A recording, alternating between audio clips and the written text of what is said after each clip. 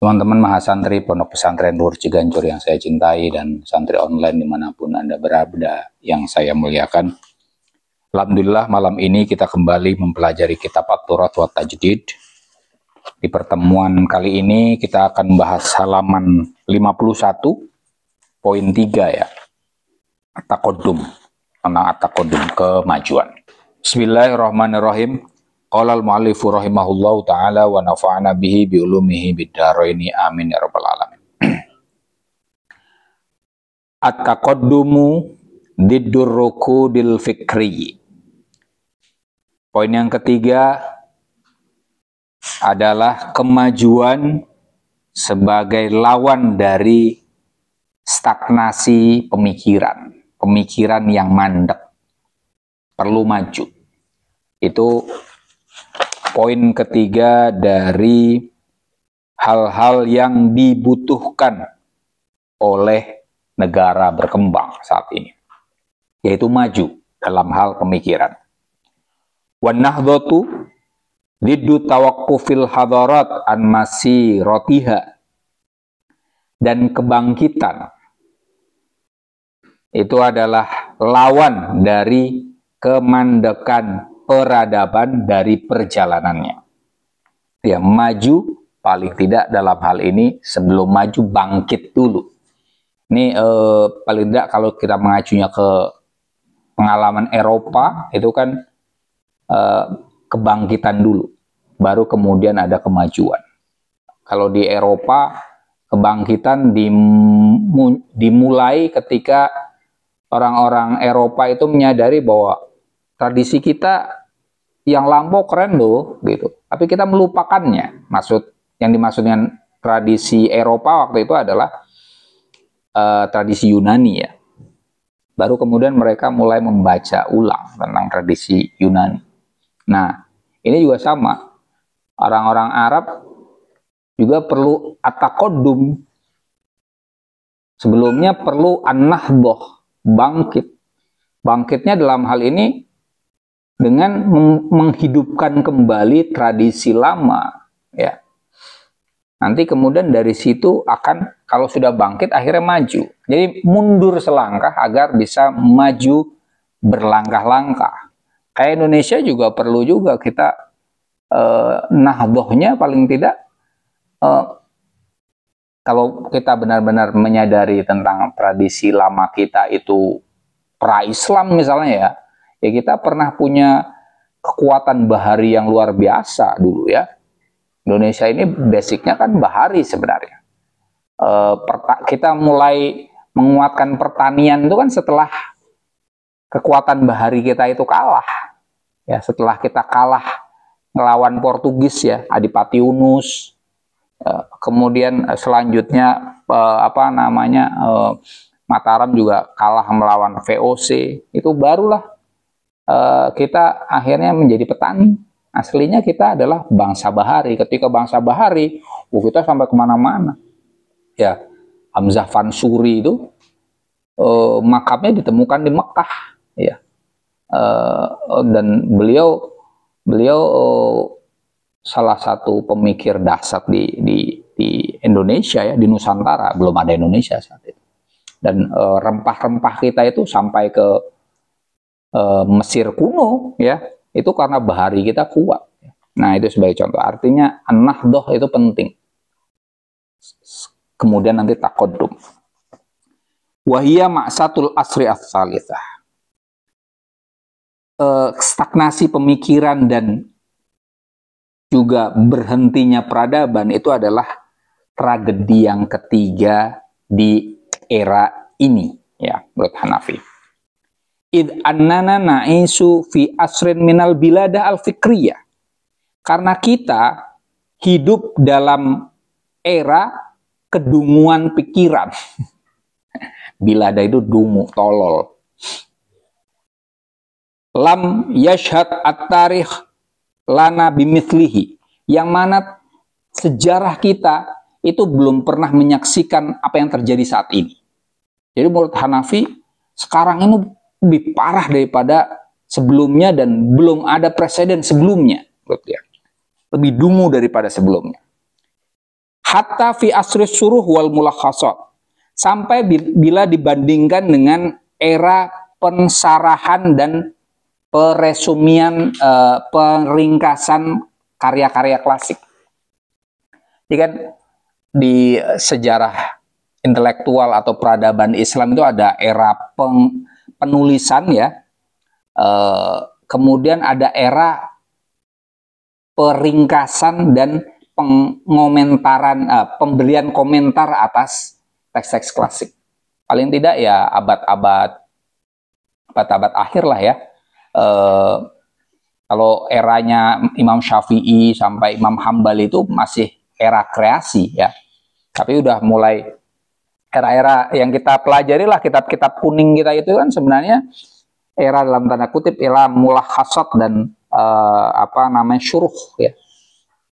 Peringkasan kitab atau pensarahan ya. Misalnya Fathul Mu'in disyarah seperti itu kan.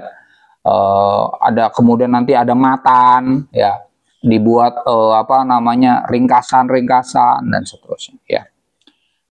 Nah, ini dia bilang bagi orang-orang modernis era pemberian komentar atau peringkasan atas karya-karya klasik itu sebenarnya era dekaden, era mundur. Tapi dia bilang ini kita sekarang lebih parah daripada era itu. Kenapa? Karena saat itu kanal mu'allifuna yahfaduna turos bisyarhi wa talkhis. Pengarang di zaman pensarahan dan peringkasan tadi, itu orang-orang pengarangnya masih yahfaduna turos bisyarhi wa talkhis.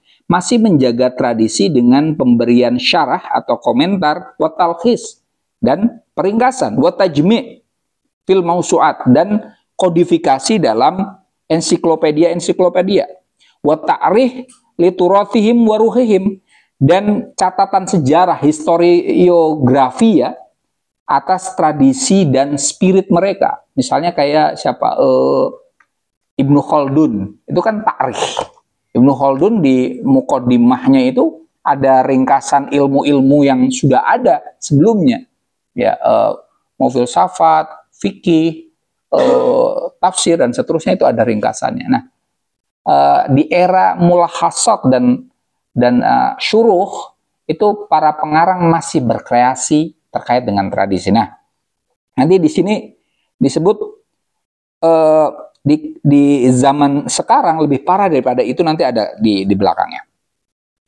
Falqodimu kana huwa bisaqolihi yaktumu al-anfasa.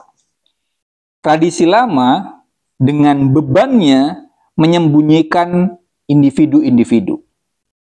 Dewasa ini, dia melihat tradisi itu kemudian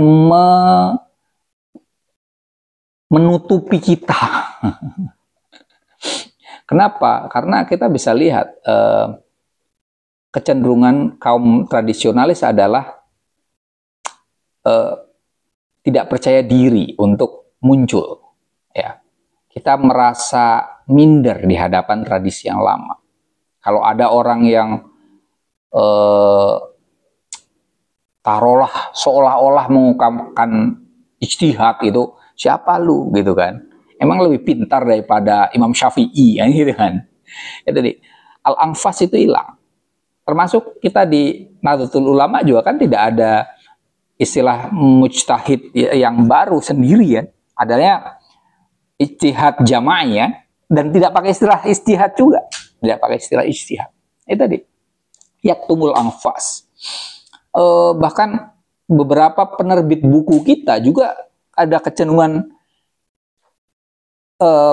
yaktumul anfas dengan al-qadim. Karya-karya penerbit-penerbit penerjemah itu kemudian kadang penerjemahnya tuh hilang. Saya nerjemahin beberapa buku itu kadang padahal bukunya bestseller, kemudian nama saya hilang. Kok bisa? Ya kan? Karena tadi yaktumul anfas. Lebih dimunculkan penerjemahan. Karya kita sendiri itu kurang diberi apresiasi yang bagus. Itu tadi, karena minder terhadap tradisi. Nah, ini problem ya. Wal jadidu kama huwa bitahtiyatihi lil waqi akdasan fauqa akdas. Dan tradisi baru dengan penyelubungannya atas realitas itu adalah tumpukan di atas tumpukan. Tradisi baru dalam hal ini kalau di Arab ya tradisi barat ya. Filsafat barat itu datang nutupi realitas. Contoh kalian tempo hari Mas Zikri pernah cerita juga ya, ketika mau meneliti sesuatu itu kemudian teorinya siapa, ya kan? Harus datangkan teori dulu, baru kemudian dengan teori itu kita bisa meneroka suatu realitas. Realitas itu tertutup oleh teori yang belum tentu teori itu cocok dengan realitas, Mas. Ini tadi. Celakanya ini teori itu datang berlapis-lapis sehingga realitas itu tertutup berlapis-lapis. Contoh misalnya kalau di ranah filsafat saja, ada filsafat Yunani, ada filsafat abad pertengahan, ada filsafat modern.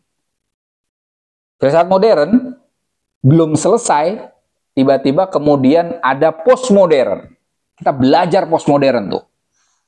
Awal-awal 2000-an, akhir 90-an sampai awal-awal 2000-an. Akhir-akhir ini sudah ada istilahnya postmodernisme atau continental filosofi atau post analytical filosofi. Tokoh-tokohnya antara lain Badiou dan Deleuze, ya. Itu udah muncul lagi, Mas. Itu tadi akdas fauqa akdas. Saya kira sebenarnya akhirnya ya hanya jadi apa ya pengikut, ya itu deh. Artinya kita diserang dari dua arah nih, dari tradisi lama kita maupun tradisi baru kita. Nah, itu yang ingin dikatakan Hanafi yang kita juga alami di Indonesia. Wa tabriratu lil awdha'i al-qaimati huwa al-fikru asy-syamil. Dan justifikasi atas kondisi yang ada itu adalah pemikiran yang lebih menyeluruh, yang melingkupi. Syamil di sini tidak berarti komprehensif, maksudnya yang menghegemoni. Kita membenarkan kondisi yang ada, membiarkannya dan membenarkannya. Ya wes ngono, ngono ya ngono kan kalau kita bilang, tapi nggak ngono kan gitu seharusnya. Tapi nyatanya kecenderungannya nanti ya udahlah, terima aja. Ya. Tapi dalam hal ini kita senang akhir-akhir ini kita paling tidak Senin kemarin ada demo ya. Berarti kita tidak sesuai dengan ini, nggak tabrir alal audho al qaimah. Kalau tabrir alal audho al qaimah ya biarin aja. Ya, kita malah kemudian mungkin ngeledekin teman-teman yang demo ya. Demonstrasi walaupun hasilnya walau alam bisawab juga ya. Itu perlu kita apresiasi, artinya masih punya nurani, masih menyadari ada hal yang nggak beres di dalam realitas kita ya. Nah itu seyogyanya kita dukung, bahkan kita pasok gagasan dan juga kita arahkan ini selanjutnya kemana. Seperti tadi yang kita obrolin lah, walaupun singkat-singkat ya, bubarin DPR terus gimana kan, itu kan, itu penting juga. Ini harus seperti apa? Kita ngomong tentang Gus Dur tadi ya, Gus Dur sudah jauh-jauh hari bilang udah DPR bubarin gitu. Tapi kemudian kita perlu perwakilan, sistem perwakilan semacam apa? Sila keempat kita itu seharusnya dimanifestasikan seperti apa? Itu harus jadi wacana publik yang dipikirkan oleh kaum terpelajar seperti kita ya. Nah, ketika kita memikirkan itu dan menyuarakan itu artinya tidak seperti tadi, tidak tabrir lil audho al qaimah. Karena kalau tabrir lil audho al qaimah ya kita mundur, dan itu yang dikritik oleh Hanafi ya. Karena kalau udah kalau kita membiarkan, maka summa yastaqi al mubarriruna fil bilad. Orang-orang yang menjustifikasi, membenarkan kondisi yang ada itu nanti hanya akan bisa ngeluh. Kok kayak gini ya? Ya. Misalnya kok money politik kok menjadi hal yang banal di Indonesia ya. Itu karena kita membiarkan. Artinya kita akhirnya muncullah akhir-akhir ini ada perkataan sebenarnya yang korup tidak hanya atas saja, bawah juga korup. Nah, itu kenapa? Karena kita mubarrir. kita menjustifikasi apa yang ada. Ya, ada bahkan di antara ustadz atau kiai ada yang bilang, ya udah kalau dikasih amplop ya terima aja, tapi milihnya tidak harus dia. Itu kan ada, saya pernah dengar pernyataan semacam itu. Artinya kan membenarkan money politik, ya. Nah itu yang mubarir. Karena dengan tabrir semacam itu nanti kita akan nastaki, kita akan mengeluhkan kondisi yang buruk, ya. Wa yatadajjaruna minar rukud, kemudian bosan dengan stagnasi atau kondisi yang berhenti, nggak maju-maju. Tadi kalau kita biarin, ya kita akan nyesel terus-terusan, dan kita akan bosan dengan kondisi yang ada. Kenapa kok kita ngurus misalnya selalu mengeluarkan banyak uang, ya. Coba deh kalian iseng-iseng nyari ini, ada BLK ya, ada kementerian ini, karena kemarin itu ada OTT ya, OTT-nya wakil Menteri Tenaga Kerja. Akhirnya saya iseng-iseng nyari itu. Sebenarnya Kementerian Tenaga Kerja itu kerjanya apa toh gitu kan. Sementara di Indonesia sekarang banyak pengangguran, ya kan? Akhirnya saya cari nih, ternyata ada websitenya loh, ada website untuk lowongan pekerjaan gitu. Kemudian saya iseng-iseng, karena saya warga Depok, saya cari yang Depok ya. Ternyata itu nggak bisa diakses, nggak bisa diakses. Kemudian saya iseng, saya pengen belajar, saya bilang saya sedang suka pertanian kan. Wah, ini banyak miliuner, malah triliuner dunia ini kan fokusnya di bidang pertanian kan. Kemudian saya pengen kursus-kursus pertanian lah gitu. Kemudian saya nyari itu iseng. Ada, tapi pelatihan tentang smart farming. Wah, saya senang, bagus nih, gratis, bagus nih. Kemudian saya berusaha daftar gitu kan. Ternyata adanya di Papua. Iya, aduh, di Depok adanya konten sama pelatihan tentang barista, ada tuh. Atau di Jakarta Selatan apa. Nah itu apa tadi? Itu terkait tadi bosan ya. Kenapa saya merhatikan itu ya, karena tadi ini sebenarnya kita punya banyak departemen yang keren-keren loh. Tapi sebenarnya mereka kinerjanya apa sih? Kalau kita nggak mau tahu soal itu, kita mau barir loh. Contoh tahun lalu lah saya merenungkan tentang nasib petani ya. Tadi ngomongin petani juga sama. Sebenarnya ini kok bisa ya ketika masa panen itu sebagian besar petani kita tuh ngeluh. Harga jual anjlok. Ya kan? Mau padi, mau kalau di mana-mana daerah Brebes misalnya, bawang, apapun lah itu anjlok. Ini padahal kita ada Kementerian Pertanian. Ngopo toh ini, ya kan? Nah itu kan harus dicek gitu. Sebenarnya mereka kinerjanya apa toh? Itu kita ngecek gitu aja, itu bagian dari kita peduli ya. Jangan biarkan kita nggak peduli ya. Itu penting ya. Oke. Muhimmatut turath wa tajdid. Tugas dari tradisi dan pembaruan, maksudnya proyeknya Hasan Hanafi, itu al-qadha'u alal halah minar rukud al-fikri, adalah menghentikan kondisi stagnasi pemikiran. Alladzi yasudu asronal hadir, yang mendominasi era kita saat ini. Fakulluna nashku, kita semua mengeluh min adami wujudi tayaratin fikriyatin, dari tidak adanya aliran-aliran pemikiran, au ittijahatin falsafiyatin, atau tidak adanya tren-tren filosofis, wa annahu yaghlubu alaina an-naql, bahwasanya yang membiasa pada kita adalah penukilan, mentransfer ilmu yang lain, wa tajmi', atau melakukan kompilasi, kodifikasi, wal arad, atau mengeksposisi, mengungkapkan kembali pemikiran yang sudah ada, min ajli ta'rif bitayaratil qadimah, demi mengenal aliran-aliran lama, awil mu'asarah atau aliran-aliran kontemporer, au min ajli daf'i kitabin muqarrarin yudrasu bil jami'at, atau demi mendorong terbitnya buku diktat yang dikaji di kampus-kampus. Ini kondisi di Mesir dengan di Indonesia kurang lebih sama. Apa yang ada buku yang kita lakukan itu nakal, tajmi, wal arot, ya. Ngumpulin, menukil, mutip. Di filsafat juga sama, ya kan. Oh, Al-Kindi apa pendapatnya, Al-Farabi, Ibnu Sina, Ibnu Rus. Nanti kalau ini tambah Mullah Sadra dan seterusnya. Ya, ngumpulin, ya. Nanti mau apalah pemikiran apapun kejenuhannya kayak gitu. Jadi kita cuma menukil atau arot, seolah-olah kalau kita sudah bisa mengungkapkan kembali tanpa mengkritik itu sudah alhamdulillah, udah keren itu. Hafal Hegel misalnya gitu, hafal Kant itu udah hebat gitu. Hanafi hafal misalnya, kalau saya ngeritik Hanafi.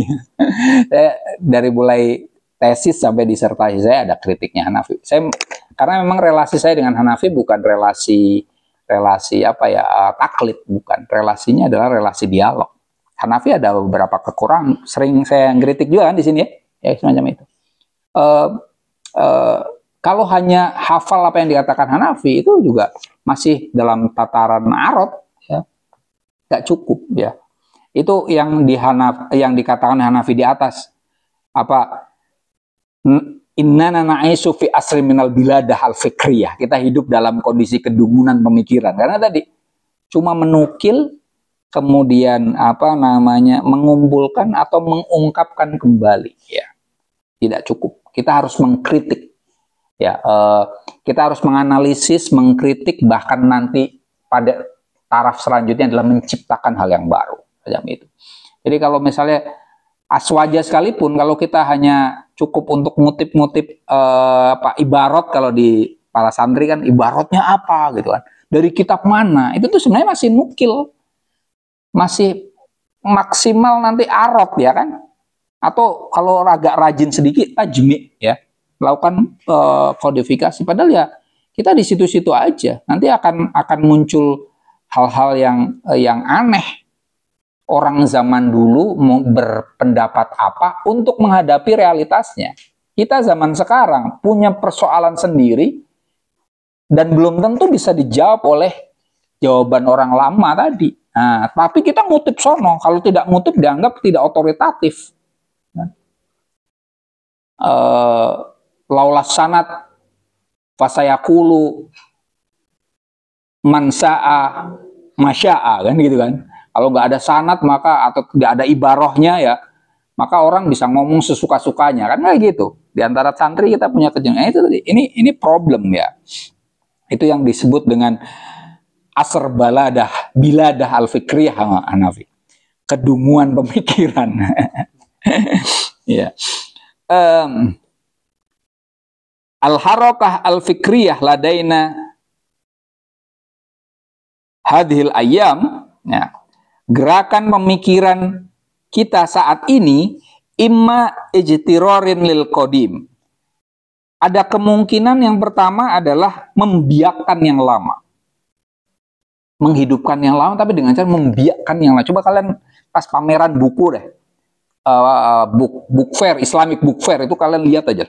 Lebih baik itu adalah itu ijtirorun lil qadim, membiakkan yang lama, terjemahan, ya. Wa tikrarun lima wasala ilaina min syagat al-fikriyah, atau pengulangan apa yang sudah diungkapkan, yang telah sampai pada kita dari formulasi pemikiran. Kita ngulang-ngulang saja. Reproduksi, ya. Wa ulumin akliyatin, dari formulasi pemikiran dan dari ilmu-ilmu rasional au nakliyatun au ilmu-ilmu tekstual, hatta toghol mauruthu ala waqi'inal mu'asir, sampai tradisi itu menguasai, menindas atas realitas kita.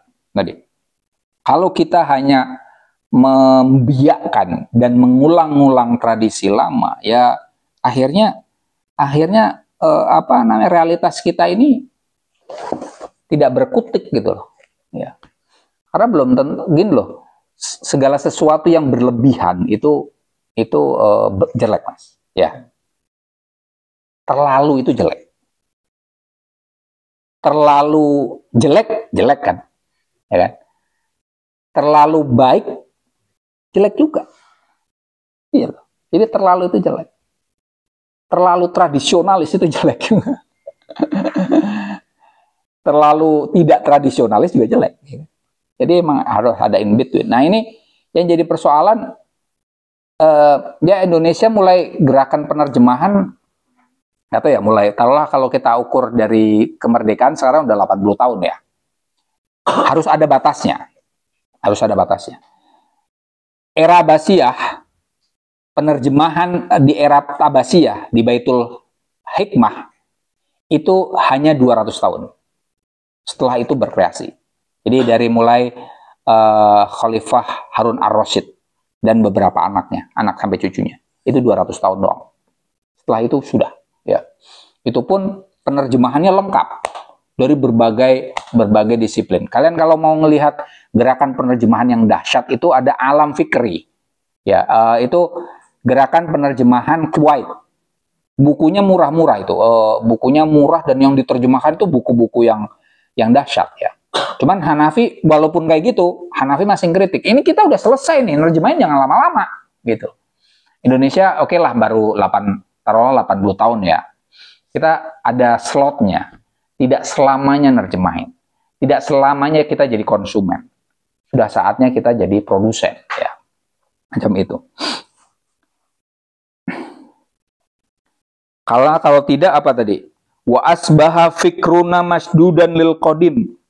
Kalau itu terus maka pemikiran kita akan dikendalikan oleh yang lama. Wa fi harokatin wasibatin ilal wara, dan dalam gerakan yang melompat ke belakang. Binisbah liwaqiin fi taqaddumin wa taghayyurin mustamir. Jika dibandingkan dengan realitas yang selalu maju berubah terus-menerus. Kalau terlalu banyak tradisi, baik tradisi lama maupun tradisi baru, maka yang terjadi adalah kita dikendalikan oleh tradisi itu. Dan akhirnya kita mundur ke belakang. Kalau tradisinya tradisi lama, kita mundur ke belakang. Yang kita bahas akhirnya coba deh, kalian perhatikan di NU. Masih ada loh kiai-kiai yang bahas soal hukumnya tahlilan, hukumnya ziarah kubur, hukumnya kunut, hukumnya traweh 20 rakaat. Masih ada loh. Ini masih ada kayak itu. Kita kan ngomong ini udah dibahas yang dulu-dulu ini. Kasus TBC ya, tahayul, khurafat dan bid'ah itu kan udah lama ya. Orang Muhammadiyah pun udah nggak ngomongin itu deh sepertinya ya. Mungkin sebagian masih ada, tapi sudah tidak menjadi wacana yang besar. Kalau kita masih ngomong di situ, sudah nggak ini lagi. Bahkan sekarang ini kita ngomongin tentang teroris saja ya, Islam garis keras saja udah agak tidak relevan sekarang. Ya, tempo hari udah ngobrol banyak tuh sama Mas Raffi, ya kan? Sudah wacananya sudah bergeser itu. Sudah mulai bergeser. Sekarang udah ngomongin ekologi ya Mas ya. Itu tadi. Kalaupun ekologi, nah tadi, oke, tradisi kita hadirkan itu, ya. Tapi untuk memperkuat ekologi tentu saja, bukan justru malah merusaknya, ya. Oke. Wa asbaha minas su'bi alal fikri fi wukufihi al-lihaq bil waqi fi masarhi. Dan menjadi sulit bagi pemikiran yang dalam kondisi berhentinya tadi untuk mengikuti realitas yang berjalan. Jadi, kalau terlalu banyak beban masa lalu, maka kita agak lambat untuk mengikuti realitas yang terus berjalan. Ya. Berapa tahun yang lalu ya, paling enggak 2020-an awal lah ya. Itu kan masih ada beberapa kiai di antara kita yang kemudian bahas tentang kripto itu haram ya, masih ada. ya kan? Ya kan? Dalilnya pakai apa coba?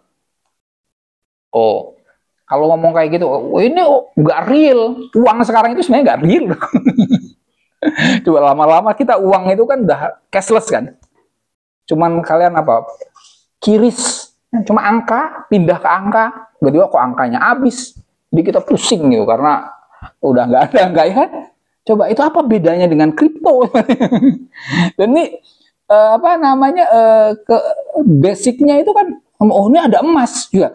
Mulai perang Vietnam, fiat money, uang apa namanya uang yang real itu yang kita sebut real itu udah tidak ada backupnya emas lagi loh, ya kan? Artinya kondisi kalau misalnya ngomongnya kripto itu tidak ada basicnya, kita sudah ngalami itu udah lama. Perang Vietnam itu tahun berapa? 70-an loh. Udah lama. Bahwa uang itu tidak, basicnya bukan emas lagi. Basicnya apa? Ya suka-suka aja. Supply and demand, nggak tahu lah itu. Apa namanya, sejauh mana satu negara itu mencetak uang. Kayak Amerika itu kan kemudian dia utangnya banyak, nyetak sendiri. Ya enggak itu mas. Apa namanya? Untung beberapa negara sudah mulai aware kan, bahwa jangan pakai dolar lagi lah, kita transaksinya pakai uang yang lain. Nah itu tuh tadi.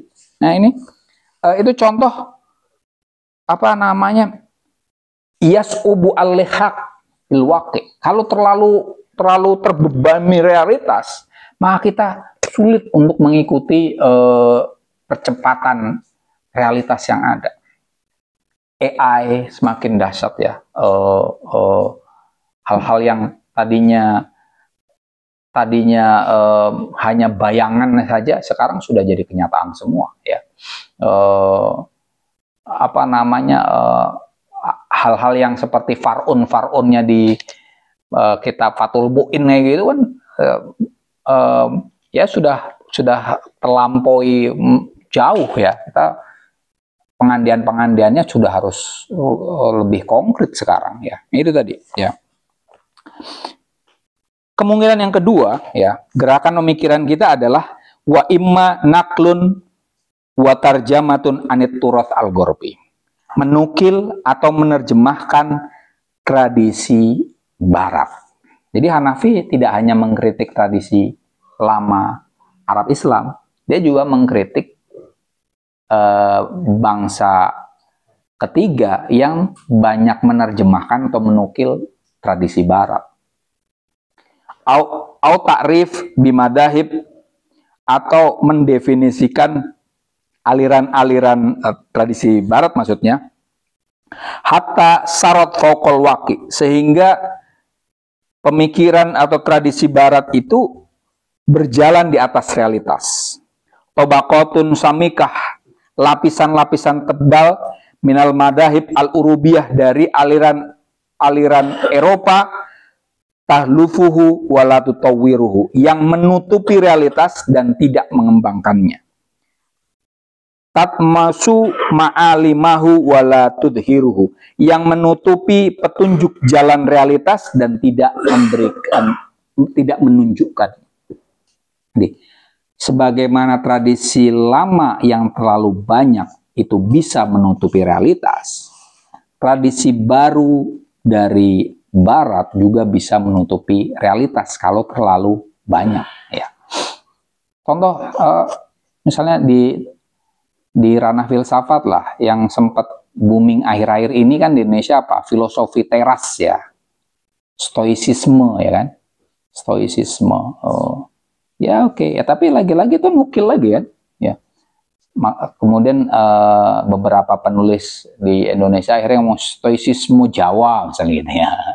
Karena stoikisme itu kan model hampir kayak tasawuf sebenarnya ya. Jadi ada bagusnya sih, misalnya supaya kita tidak galau, maka fokuslah dengan apa yang bisa kita kendalikan dan abaikan hal-hal yang di luar kendali kita ya. Contohnya nih, saya ngajar kayak gini, apa yang bisa saya kendalikan? Yang bisa saya kendalikan ya apa yang bisa saya ucapkan ya kan? pengartikan dan semuanya lah. Apa yang ada yang bisa saya sampaikan. Apa yang tidak bisa saya kendalikan. Orang suka atau nggak suka. Nah, artinya supaya tidak galau, maka fokuslah dengan apa yang bisa kita kendalikan. Tidak usah terlalu dirisaukan dengan hal-hal yang di luar kendali kita. Ya. Kalau soal nggak disukai orang, ya Nabi Muhammad saja itu apakah disukai semua orang? Ya kan? Nabi Muhammad yang sedemikian baik saja ada yang benci pamannya sendiri pula, ya kan? Ya kalau kalian di keluarga masih disayang itu masih lebih keren. Takut itu kan? Nabi Muhammad dibenci sama pamannya sendiri, ya kan?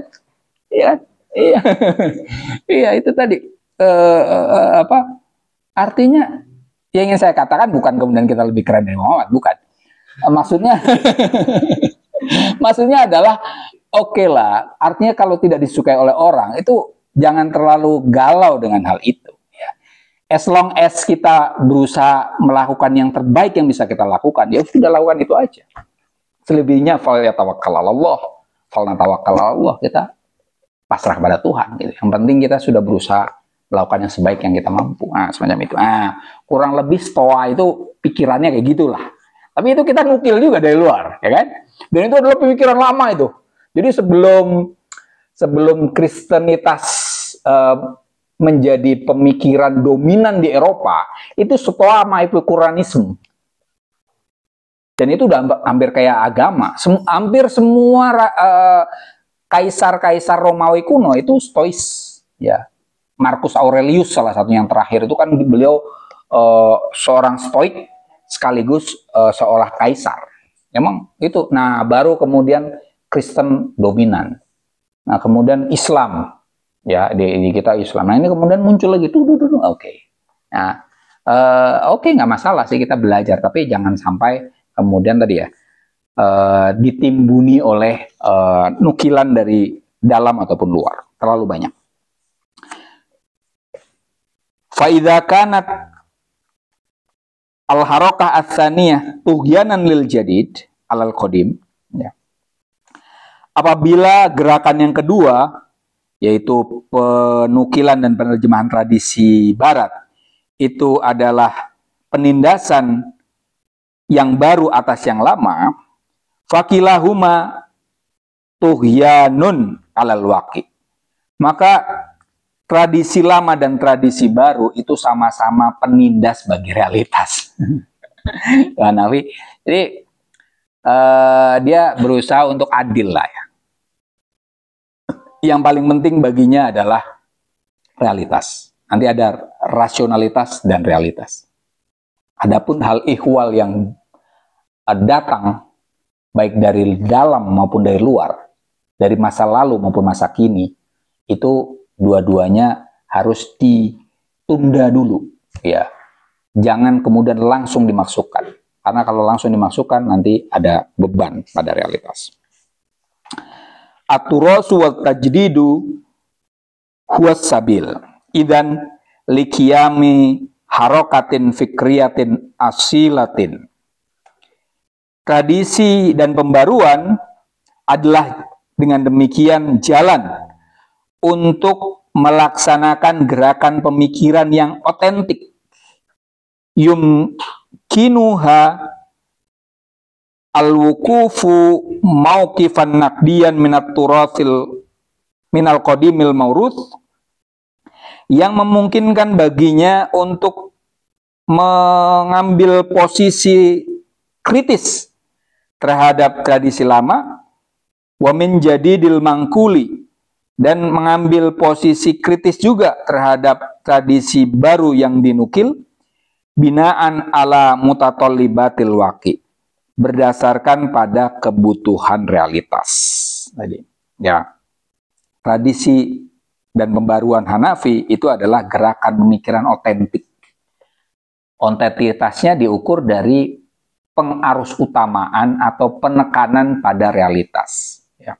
Yang mana dengan pengarus utamaan itu kritisisme dilancarkan tidak hanya kepada tradisi lama, tapi juga kepada tradisi baru.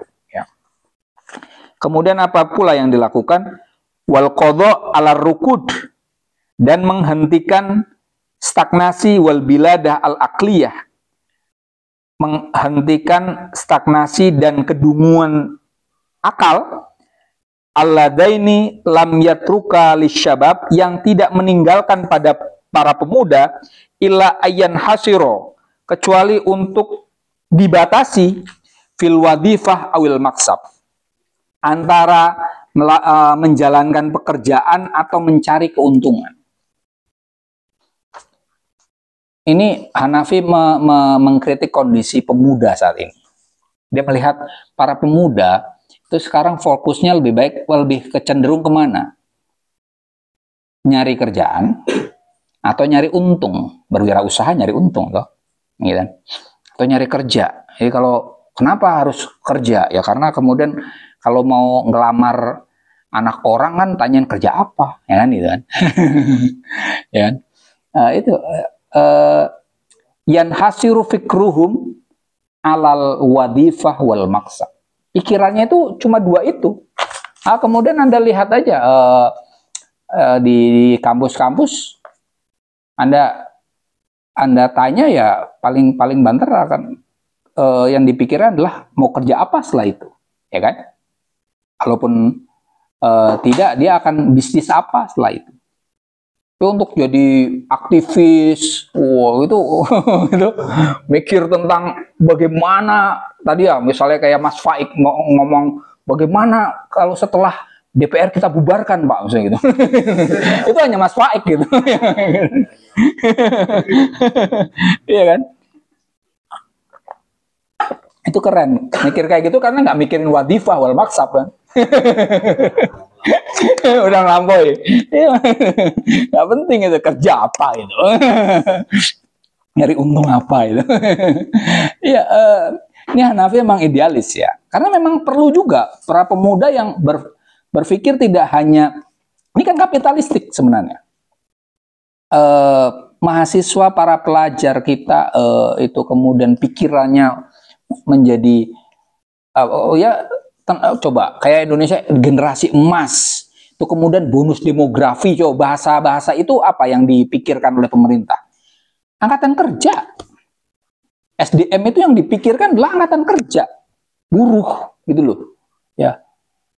Tidak kemudian dilihat sebagai bagaimana nih, coba kenapa saya bilang kayak gitu? Karena bahasa ilmuwan, pemikir, penulis, guru, dosen itu konon kemarin walaupun itu simpang siur dianggap sebagai beban kan, dosen, guru, peneliti. Ya, kawan saya di BRIN itu banyak ngeluh, ya kan?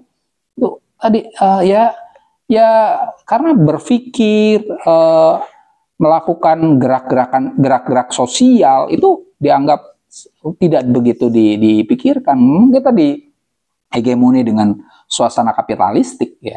Makanya tadi pemuda pemikirannya itu dibatasi pada dua ranah saja, kerja atau wirausaha itu. Tadi memikirkan tentang bagaimana mencerdaskan kehidupan bangsa, nggak ada itu, ya kan? Bagaimana memperbaiki kondisi yang ada, nggak masuk ke situ. Fa'in dopat al-yadu fal hijrah. Nah ini, apabila tangan itu sempit, tidak sanggup untuk meraih pekerjaan atau wirausaha di tanah air, al-hijrah, maka kemudian kabur aja dulu. Ini relate dengan sekarang, ya kan? Indonesia gelap, ya kan? Udah kabur aja dulu. Ada betulnya sebenarnya. Cuma tadi ketika hari Senin kemarin kemudian anak muda demonstrasi, mahasiswa demonstrasi, itu bagus ya.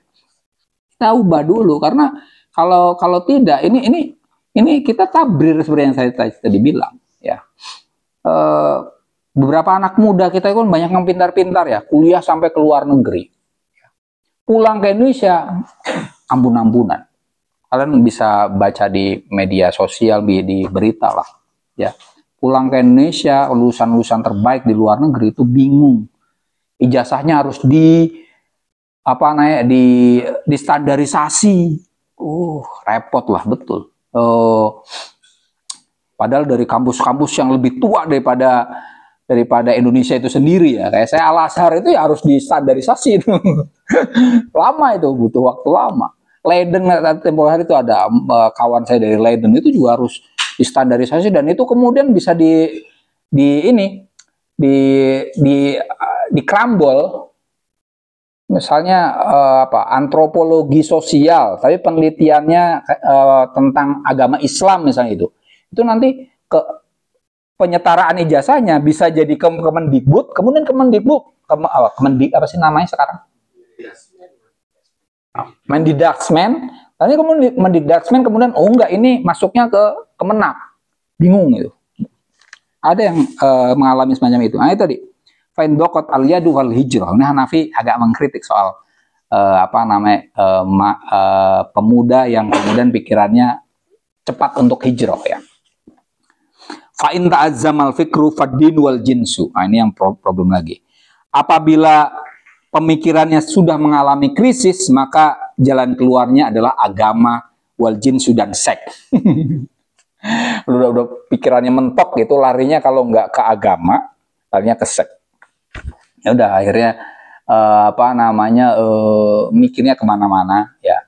Ini alhamdulillah kayak dunia Indonesia sekarang film-film yang agak syur-syur kan sudah nggak terlalu ya. Kalau akhir-akhir menjelang reformasi itu bioskop-bioskop di Indonesia itu rata-rata filmnya itu ya film-film selangkangan gitu ya. Ini tadi ketika ta'azzama al-fikru, maka larinya kalau nggak ke seksualitas, agama. Akhirnya ya udahlah, dunia sudah nggak asik lah, lari ke agama aja, tarekatan aja gitu. Ya itu pelarian. Nah Hanafi tidak suka itu. Ya dia merekomendasikan kita menghadapinya. Ya, kurang lebih semacam itu. Wah ini. Itharatu qadiyati turas wa tajdid hiyal kafilah biholki jawin taqofiyin hadorin yusa'idu ala duhuri fariqin minal bahithin wal mufakkirin badalan min hadal jadbi at-thaqafi alladhi na'ishu fi. Itharoh, pengarus utamaan persoalan tradisi dan pembaruan adalah al-kafilah, penjamin biholki jawin taqofiyin hadorin, dengan penciptaan iklim kebudayaan beradab yusaidu ala duhuri fariqin al bahithin wal mufakirin, yang membantu kemunculan sekelompok peneliti dan pemikir badalan min hadal jadbi as-saqafi alladzi na'ishu fihi, sebagai alternatif pengganti dari tandusnya kondisi kebudayaan yang kita hayati saat ini. Tradisi dan pembaruan itu bisa memunculkan peneliti dan pemikir. Hanafi paling tidak setelah pulang dari Prancis itu kan tahun 80-an lah, seiring dengan buku ini hadir, itu kan melansir jurnal Kiri Islam, Al-Yasar Al-Islami. Nah, di situ muncul beberapa pemikir termasuk Master Hamid Abu Zaid, ada Ali Mabruk dan seterusnya. Itu pemikir-pemikir yang dasar. Nah, ini daripada sekedar mengutuk kondisi, maka lebih baik kita melakukan sesuatu. Dalam hal ini tadi, ketika kondisi kebudayaan nggak beres, ya kita tidak hanya ngeluh, tapi kemudian ayo jadilah pemikir, kurang lebih semacam itu. Wattabaki ala thaqafatina al-mu'asirah, dan daripada tabaki itu ratapan atas kebudayaan kita saat ini, bi annaha qad khalat min kulli fardin jad, bahwasanya kebudayaan saat ini telah meninggalkan atau ditinggalkan dari orang-orang yang bagus. Walam yadhur fiha ayu amalin falsafin, dan belum muncul di dalamnya suatu proyek pemikiran filosofis Syakkotorikon au arsa bidayatan, yang bisa melempangkan jalan, au arsa bidayatan, atau menetapkan suatu permulaan. Wa bi annana mazilna nangduru filusuf al asri, bahwasanya kita masih menunggu filsuf masa kini, kama nangduru al anbiya, sebagaimana kita masih menunggu nabi. Saat ini kita, kata Hanafi itu, menunggu filsuf seperti orang dulu nunggu nabi gitu. Jadi kurang lebih ya sebenarnya filsuf itu pada titik tertentu emang kayak nabi. Bedanya apa? Bedanya nabi mengklaim mendapatkan wahyu dari Tuhan, filsuf tidak. Tapi titik temunya apa? Filsuf yang sesungguhnya itu punya risalah, punya pesan untuk apa? Mencerdaskan masyarakat dan juga menggerakkan realitas agar berubah menjadi lebih baik. Dan itu juga kan yang dilakukan para nabi. Para nabi itu kan melakukan pencerahan kan? Ada ilmu dan amal, ya kan? Dan para filsuf juga semacam itu. Nah, ini Hanafi mengatakan problem kita salah satunya adalah lam yadhar ladaina al-filusuf, ya. Belum muncul di antara kita filsuf. Tapi Hanafi itu ada satu bukunya yang berjudul Al-Qadaya Al-Mu'asirah, persoalan-persoalan kontemporer. Itu di situ ada pernyataan dia bahwa ketika dia pulang dari Mesir, dia menghadapi masyarakatnya itu baru saja kalah perang. Israel kalah, melawan Israel, ya. Arab kalah perang melawan Israel. Tahun 60-an lah mas, ya, tahun 60-an. Hanafi pulang dari Prancis kan tahun 60-an lah, 60-an, pertengahan 60, ya. Nah itu dia mengatakan, wah ini nggak mungkin baginya untuk berpikir filosofis murni bagi Hanafi doang. Kenapa dia tidak menjadi filsuf murni tapi kemudian menulis model-model kayak gini? Karena pertimbangan realitas. Kalau mau ngomong misalnya kayak Badiou itu kan nulis tentang being and event, ya kan? Ada dan peristiwa, itu kan filosofis betul kan? Itu nggak mungkin kan Hanafi nulis kayak gitu di kondisi saat ini. Atau apa Hanafi waktu itu pulang dari Prancis ketika Jean Paul Sartre masih hidup, ya. Dia baru nulis being and nothingness, ya, ada dan tiada. Itu nggak mungkin nulis hal itu di Mesir saat itu, ya. Kayak Indonesia ini sebenarnya seharusnya ya sekarang sudah mulai harus berani, ya, walaupun kita problemnya sih tradisi filsafat kita belum begitu kuat, ya. Kita masih harus meraba-raba, kemudian milieu kita ya juga belum begitu kuat untuk dorong itu, ya. Ngomongin filsafat apalagi ya berat. Ngomongin Islamic Studies saja kita masih berat, ya. Kayak di NU saja kita untuk mengungkapkan pemikirannya agak lain saja itu berat. Saya tempo hari sudah cerita kalian, saya akan menulis, saya sudah menulis buku, rencananya sih buku tadinya tentang judulnya itu ketahanan pangan profetik, ya. Belajar pelajaran dari Nabi Yusuf, ya. Nabi Yusuf itu adalah Nabi ketahanan pangan. Kan sekarang pemerintahan ngomong soal ketahanan pangan dan ketahanan energi kan. Nah, kemudian ada harapan apa nih kaitannya dengan Islam atau dengan agama. Nah, Nabi ketahanan pangan itu adalah Nabi Yusuf. Kemudian saya nulis tentang Nabi Yusuf itu kan bukan hanya nabinya umat Islam toh. Orang Kristen dan orang Yahudi juga mengakui beliau sebagai tokoh, ya. Dan ada di Alkitab. Nah, ketika saya nulis tentang Nabi Yusuf, membandingkan redaksinya yang ada di Alkitab dan Al-Quran, itu juga ada resistensi soal itu. Nah, itu deh. Jadi hal-hal yang sebenarnya itu biasa saja, itu masih ada resistensi di Indonesia. Nah, itu problem di Indonesia, ya, masih problem. Jadi jangankan jadi filsuf di Indonesia, ya, filsuf murni, ya. Jadi pemikir Islam yang independen aja berat, gitu. Berat, ya. Mungkin untuk dianggap minimal liberal, sekuler, Cak Nur dulu dianggap sekuler. Orang-orang kayak Mas Ulil dianggap orang liberal, dan setelahnya apa? Dianggap agen Zionis dan seterusnya. Nah, itu problem di Indonesia. Jadi tantangan kita masih sangat besar. Oke, kita cukup. Ini seharusnya sampai selesai, tapi waktunya sudah jam 9 lebih. Kurang lebihnya itu saja hari ini. Mohon maaf atas segala kurang dan lebihnya dari ungkapan saya. Wallahu muwaffiq ila aqwamit thoriq. Wassalamualaikum warahmatullahi wabarakatuh.